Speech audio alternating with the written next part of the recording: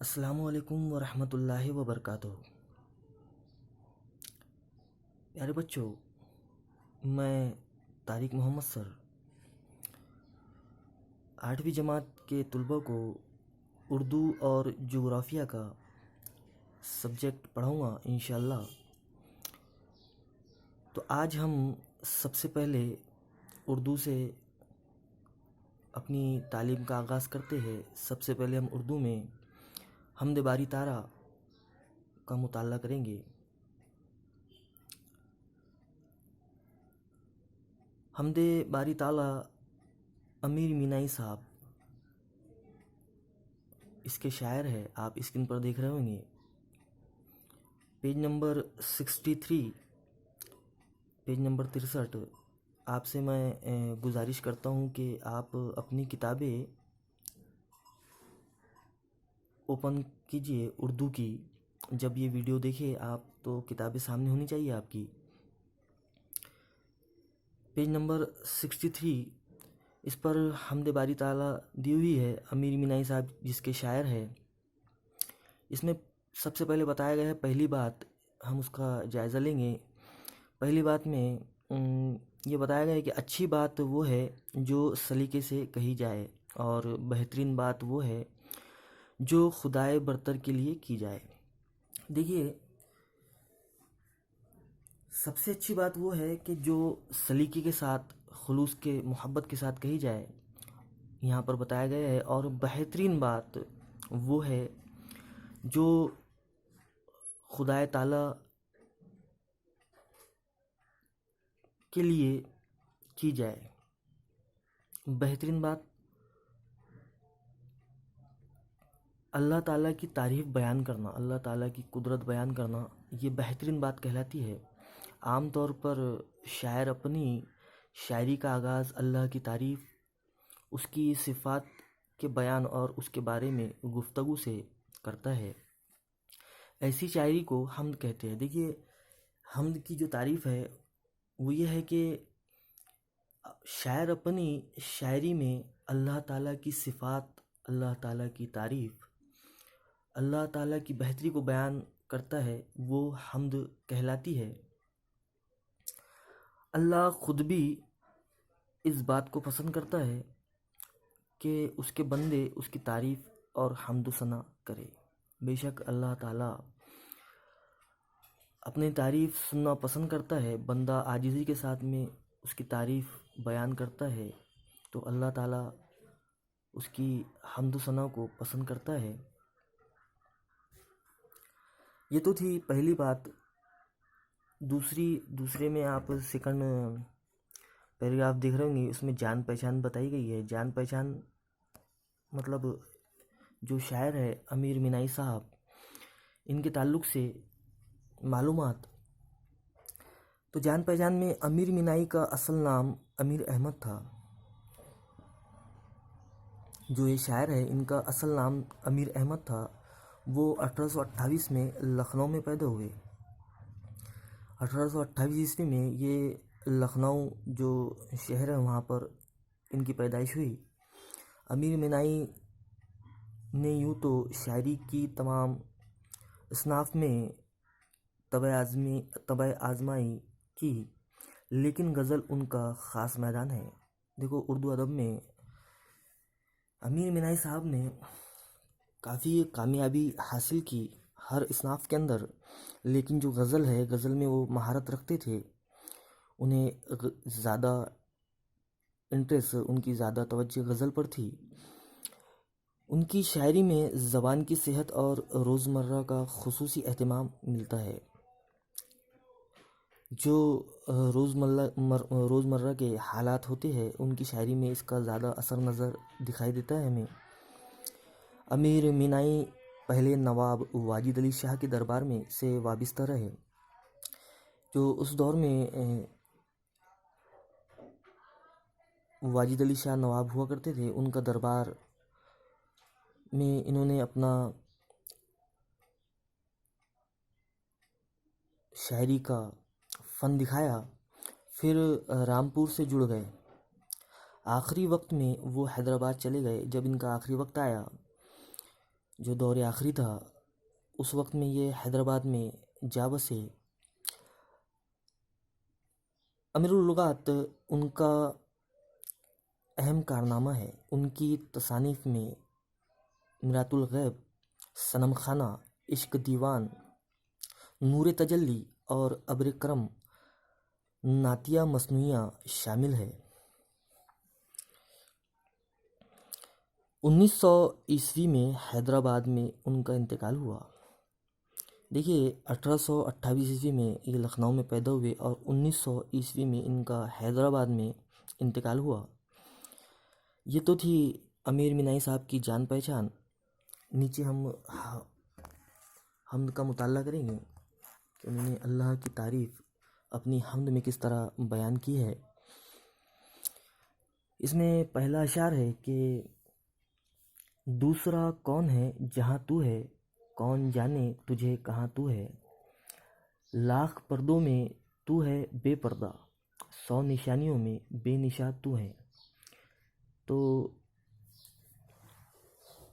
अमीर मीनाई साहब बड़े प्यारे अंदाज में अल्लाह की तारीफ़ बयान करते हुए अपने अशार में कहते हैं कि खुदा की कुदरत कायनात में बिखरी हुई है। देखो हम अगर कुदरत का जायज़ा ले तो हमें दिखाई देगा कि किस तरीके से रात होती है, रात में चाँद किस तरीके से जगमगाता है, उसी तरीके से रात के बाद दिन का उजाला आता है, मतलब सूरज निकलता है और रोशनी बिखेरता है हुआ हमें दिखाई देता है। तो ये सारी चीज़ें अल्लाह की कुदरत है। तो ये कायनात के अंदर बिखरी हुई हमें नज़र आती है। शायर कुदरत की निशानियों से आया खुदा के जलवों को देख रहा है। बेशक जो कुदरत में निशानियाँ हमें नज़र आती है तो शायर अपनी शायरी में यही बता रहा है कि वो उसके जलवों को देख रहा है। अगला शायर है कि तू है खिलवत में, तू है जिलवत में, कहीं पन्हा कहीं आया तू है, नहीं तेरे सिवा यहाँ कोई मेज़बा तू है, मेहमा तू है। शायर यहाँ पर अल्लाह की तारीफ़ बयान करते हुए कहता है कि वो खुदा से खिताब करते हुए कह रहा है कि ए अल्लाह तू हर जगह मौजूद है। बेशक मेरे मौला तू हर जगह मौजूद है, मगर कहीं नज़र नहीं आता। कोई समझ नहीं पा रहा है कि तू कहाँ जलवागर है। ये कोई भी नहीं समझ पा रहा है कि तू कहाँ पर जलवागर है, तेरा जलवा कहाँ पर है। तेरी ज़ात यगाना है, बेशक तू एक है। तू लाख पर्दों में रहकर भी आया है। यहाँ पर देखो खिलवत का भी लफ्ज़ आया जिसके मीनिंग होती है तन्हाई, छुपा हुआ, पोशीदा। और एक जिलवत का वक्त लफ्ज़ है कि उसमें उसकी मीनिंग है अंजुमन, सबके सामने। उसके नीचे के अशार में देख रहे होंगे आप कि एक पन्हा का लफ्ज़ अल्फाज है, उसकी मीनिंग है छुपा हुआ, पोशीदा। और आया एलानिया ज़ाहिर, मैंने यहाँ पर स्क्रीन पर उसको अंडरलाइन करके लिखा हूँ, आप देख सकते हैं।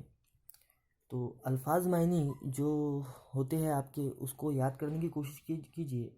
वो आपको अल्फाज जो यहाँ पर अशार के अंदर यूज़ किए गए हैं उसके आपको मीनिंग याद होना चाहिए। तो शायर बड़े प्यारे अंदाज में अल्लाह की तारीफ़ बयान करते हुए कहता है कि तेरी ज़ात यगाना है, तू लाख पर्दों में रहकर भी आया है। मतलब ज़ाहिर है, तू लाख पर्दों में रहकर भी ज़ाहिर है और 100 निशानियों के बावजूद नज़र से ओझल है। और इतनी निशानियाँ होने के बावजूद भी तू नज़र से ओझल है। रंग तेरा चमन में, बू तेरी खूब देखा तू बागबा तू है, ना मकामे ना ला मकामे कुछ, जलवा फरमा यहाँ वहाँ तू है। तो शायर कहता है कि तू कहीं पनाह है तो कहीं जलवागर है, खिलवत जुलवत हर जगह तू ही तू है। तुझे मेहमा कहें या मेज़बां, तू लामका होके भी हर जगह जलवा फरमा है। तो ये इसका खुलासा था। हमने देखा अभी कि अमीर मीनाई साहब ने बहुत प्यारे अशार लिखे हैं, अल्लाह की तारीफ़ बयान की है। अब नेक्स्ट पेज नंबर 64 पर आप देख रहे होंगे स्क्रीन पर एक खुलासा दिया हुआ है किताब में भी। इसे हमने अपने तौर पर अभी समझे है। ये खुलासा भी हम रीड करेंगे कि अल्लाह ताला की शान कोई समझ नहीं सकता।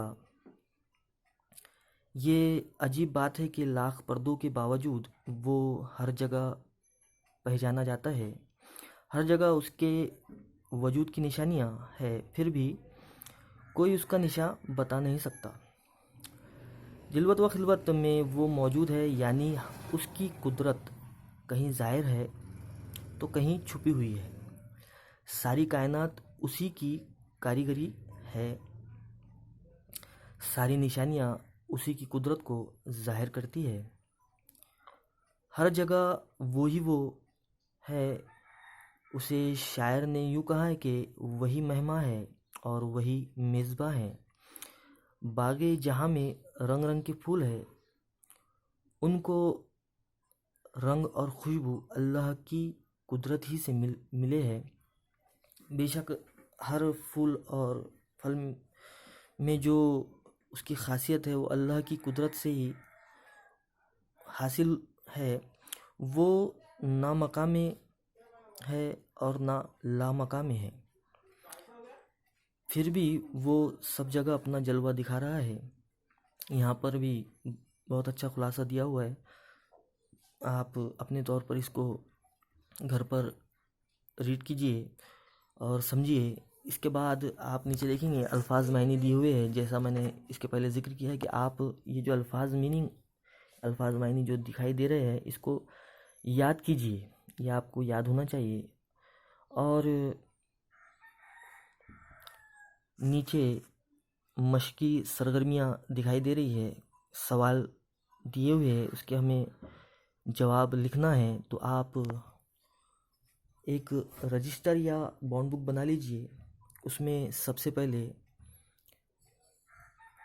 अल्फाज मायने लिखिए, उसके बाद मशकी सरगर्मियाँ, इसे हल कीजिए और इसे हल कर कर इसकी फ़ोटोकॉपी खींचकर जो अपना 8वीं जमात का ग्रुप है परमवीर का, उसमें आप हर तुलबा उसको शेयर करेंगे। उसे इंशाल्लाह मैं चेक करूँगा। इस बात का ख्याल रखिए और वीडियो को देखते वक्त आप अपना ध्यान पूरा कंसंट्रेशन वीडियो पर रखिए और इसे समझिए। अभी के लिए इतना ही। आगे हम नेक्स्ट पीरियड में इंशाल्लाह आगे की तालीम हासिल करेंगे। अल्लाह हाफिज़।